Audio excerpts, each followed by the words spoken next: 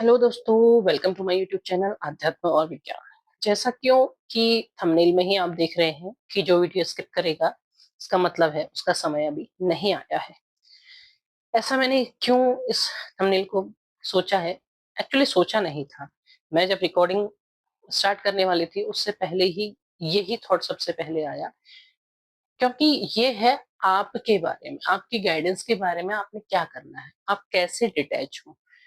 होता क्या है कि आप दिन भर ठीक भी रहते हैं, रात को आपको फिर वही थॉट परेशान करने लगते हैं। सोने से पहले आपके मन में वही थॉट होते हैं, जागने से पहले, जागने के बाद आपके मन में वही थॉट होते हैं। तो कैसे डिटैच कैसे हो? बार बार आता है कि डिटैच कैसे हो, क्या करें? डिटैच नहीं हो पा रहे हैं हम, हमारा दिमाग उसी चीजों में लग रहा है। तो इसीलिए मैंने महादेव के कार्ड भी शफल किए और यही प्रश्न दिमाग में लगा करके, तो जो महादेव की गाइडेंस आ रही है वही मैं आपको बताऊंगी। और पहला कार्ड महादेव ने फिर से वही दिया है, डिटैच होना।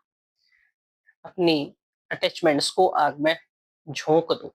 तो कैसे डिटैच होना है उसी के बारे में बात करेंगे। वीडियो में अंत तक बने रहिएगा, लाइक शेयर सब्सक्राइब कीजिएगा, कमेंट बॉक्स में अपने विचार साझा कीजिएगा। और मुझे पता है कि इस वीडियो को अंत तक वही देख पाएंगे जो वास्तव में अपने इस फेज से बाहर निकलेंगे, क्योंकि ट्विन फ्लेम जर्नी भी है, तो भी आप इसमें अटके नहीं रह सकते हैं। सबसे पहले बात करते हैं कि कैसे आपको डिटैच होना है। इसमें मैं आपको 7 पॉइंट बताऊंगी। सातों पॉइंट्स को आप ध्यान से सुनना, आपको जरूर समझ में आएगा।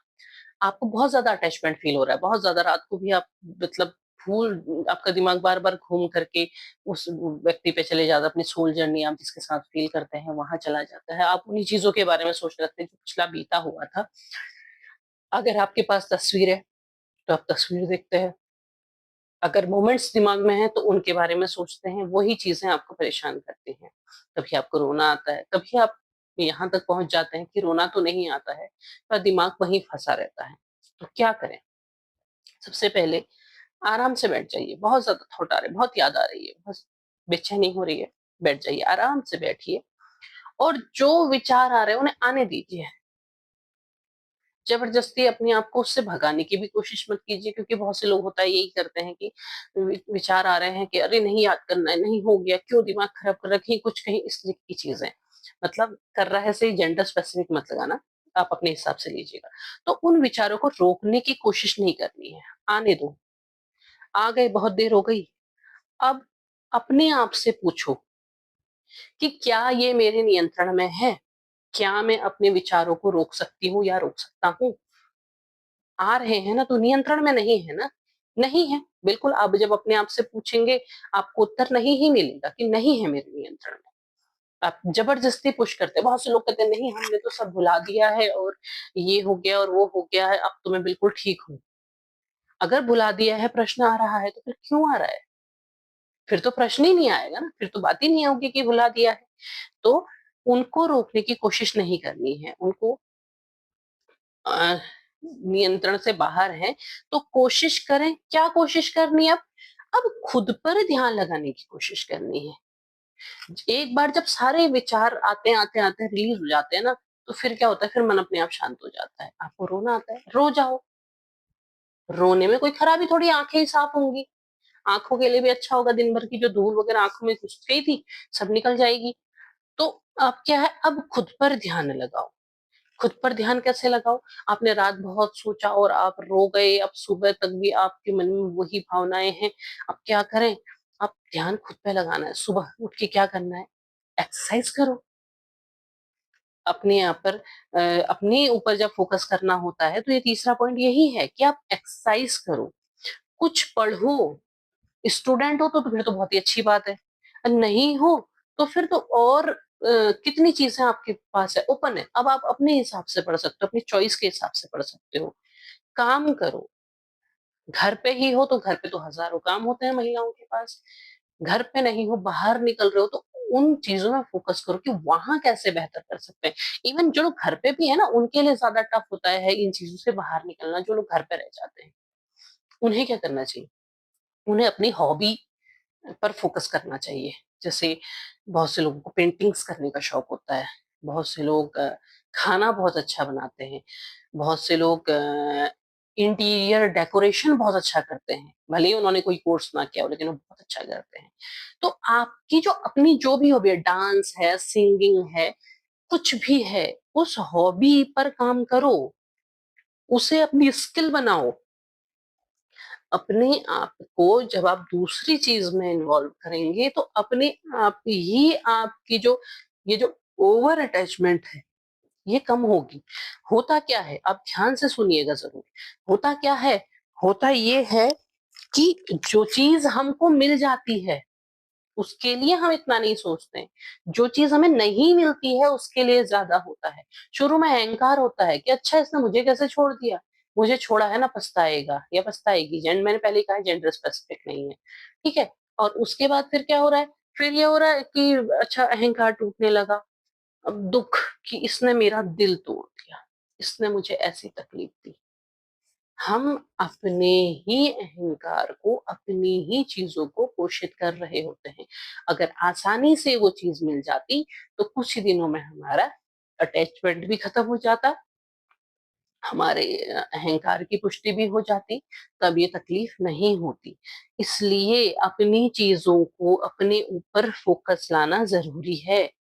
आपके लिए क्या इम्पोर्टेंट है, और हो सकता है कि वो चीज आसानी से मिल जाती है और तब आप कहते कि नहीं अब मेरी लाइफ में तो ऐसी ऐसी प्रॉब्लम है, अब हम साथ नहीं रह सकते हैं।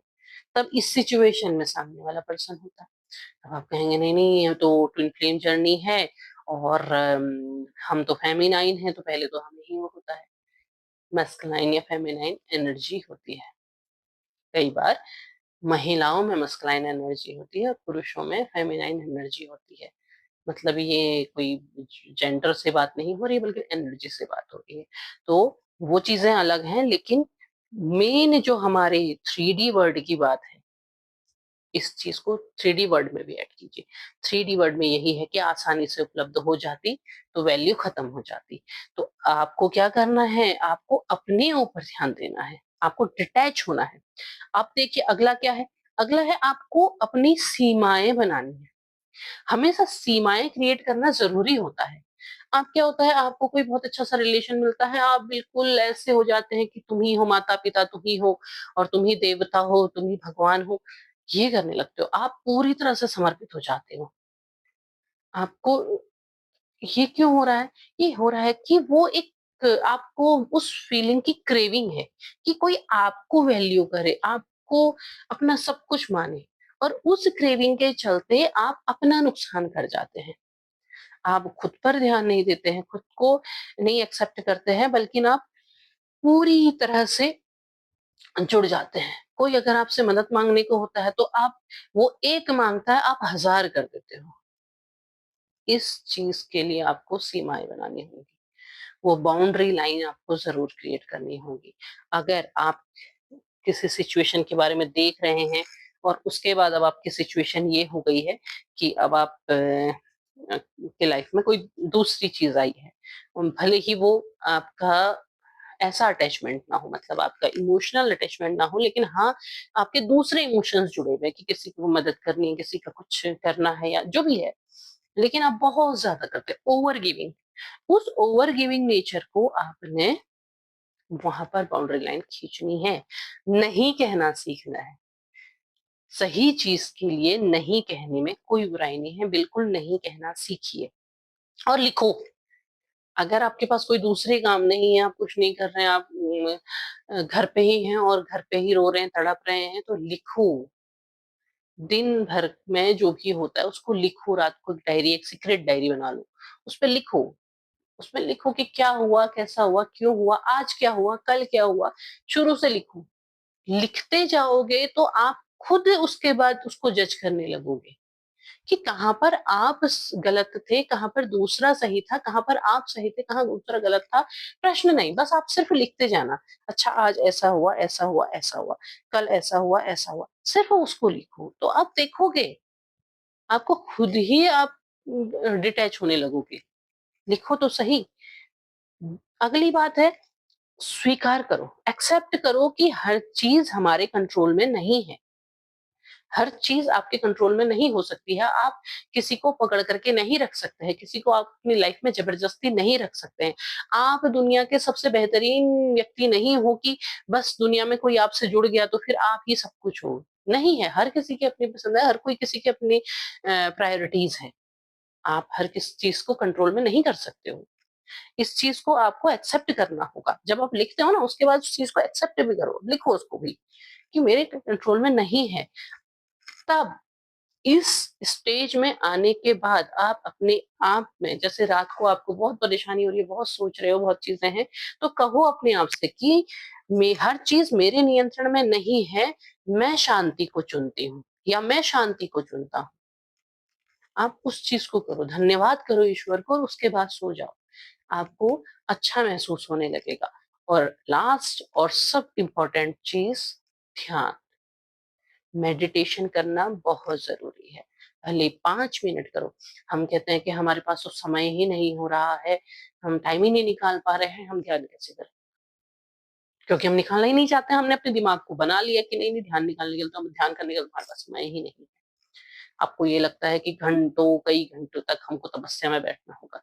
तपस्या में नहीं बैठना है, ध्यान करना है। सोने से पहले जब आप अपने आप को ये बोल रहे हैं कि सब कुछ मेरे नियंत्रण में नहीं है, मैं शांति को चुन रही हूँ, उसी समय ध्यान कर लीजिए। थोड़ी देर ध्यान कीजिए, फिर देखिए कितनी क्या बेहतरीन नींद आपको आती है।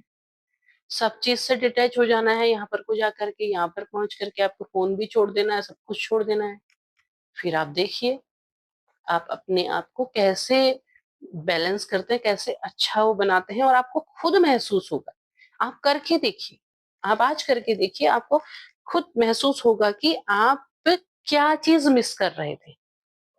ये आपने करना है। तो अब हम आगे देख लेते हैं महादेव की गाइडेंस, क्योंकि पहला ही कार्ड उन्होंने वही कहा था कि आपको डिटैचमेंट करना है, अपने अटैचमेंट्स को सारे के सारे उनको जला देना है, वहीं से ये सारी बात आगे हुई थी। आगे महादेव क्या कहते हैं? आदि महादेव कुंडलिनी योग की बात कर रहे हैं, सातों चक्रों की बात कर रहे हैं। इसको क्या करना है? इसको राइज़, अब ये राइज़िंग कैसे होगी? ये राइज़िंग तो तब होगी ना जब आप पूरी तरह से बैलेंस हो जाएँगे। जब आप ध्यान करने लगेंगे, जब आप अपनी चीज़ों को सही करने लगेंगे, तब आप यहाँ जाएँगे। और जो लोग करते आ रहे हैं, जो लोग कंटिन्यूअसली करते आ रहे हैं, उनके लिए बहुत अच्छी बात है, वो ध्यान कर रहे हैं, तो धीरे-धीरे आपके चक्रास बैलेंस हो रहे हैं। ये आपके लिए अच्छी बात है। वैरागी है, वैराग आप अपने अंदर लेके आइए। अगर मैं इस कुंडलिनी के कार्ड को आखिरी में रीड करती हूँ, शुरू में आया है आने को, अटैचमेंट के बाद। मैं इसको आखिरी में रख रही हूँ, मैंने उसके बारे में बता ही दिया है आपको। तो आप, हमने कहा ना डिटैचमेंट, तो अटैचमेंट को वैराग भी क्या है? रिलीज़ करो कहते हैं वो। अब जब आप उन चीज़ों को रिलीज़ करते हैं, तो आप अपने अंदर महसूस करेंगे कि आप कितने फ्री हो रहे हैं। आपने यही 7 स्टेप अपनाने हैं, जो मैंने आपको शुरू में बता दिए हैं। तो आप फ्री महसूस करेंगे, आपको अपने अंदर एक शांति महसूस होगी। जो अंधकार आपको नज़र आ रहा है, जो आपको लग रहा है कि लाइफ में कुछ नहीं है, आप ये करके तो देखिए, आपको खुद क्या होगा? खुद उस अंधकार में प्रकाश दिखाई देगा। कौन-सा प्रकाश? आपकी ज़िंदगी में सही रास्ते में चलने का प्रकाश, सही मार्गदर्शन आपको मिलेगा। अगर आपको डर लगता है, आप ये सोचते हैं कि आप की लाइफ से तो सब कुछ चला जाएगा अगर हमने ऐसा किया, तो ऐसा नहीं है। अटैचमेंट भी क्या है? एक मोह है ना, उस मोह को जाने देना होता है। सही चीज़ तब आपके सामने आती है, और अगर आपके मन में कोई डर है, तो वो डर कुछ नहीं है। अगर आपने महादेव का हाथ थामा है, तो महादेव ऐसे ही नहीं छोड़ते हैं। लिंगम, अब आप लिमिटलेस हैं, लेकिन आपको क्या होगा? अपने अंदर झाँकना होगा। लिंग क्या है? लिंग है एक प्रतिकृति, मतलब कि एक हमने बना दिया, एक सिंबल बना दिया कि ये है, हमने एक मिट्टी का पकड़ा, मिट्टी को ऐसे गूँथ करके हमने कुछ क्रिएट किया और उसको हमने कहा कि ये शिव हैं, हम इसमें शिव को देखते हैं। वही था लिंगम। पार्वती तो शिव से मिल ही नहीं पाई थी, मतलब शिव मिलते भी थे तो छिप करके ही मिलते थे, मतलब अपने असली रूप में नहीं थे। अब उन्होंने पूजा की, उन्होंने कहा था मैंने शिव को पाना है तो क्या करूँ? उन्होंने एक मिट्टी की ऐसी ही प्रतिकृति बनाई और उसका उन्होंने कहा मैं इसमें शिव को देखती हूँ। तो वही था। तो वही चीज़ है, लिमिटलेस है, कोई रूप, रंग, गुण कुछ नहीं है। ये है, इसमें है शिव। तो वही चीज़ है, आप अपने अंदर झाँक के देखिए तो आप भी लिमिटलेस हैं और आप वहां तक पहुंच सकते हैं जहां कुंडलिनी की एनर्जी आई हुई है। ये आपको अपने आप को पहचानना होगा। महादेव वो ये कहते हैं कि तुम अपने अंदर, वो तुम्हारे अंदर शक्ति है। तुम डर से बहुत बड़े हो, डर के आगे झुक रहे हो, तुम्हें जरूरत नहीं है। और तुम्हें ईश्वर जो कर रहा है, डिवाइन जो कुछ भी कर रहा है, जो घटनाएं घटित हो रही हैं, उस पर विश्वास करने की जरूरत है।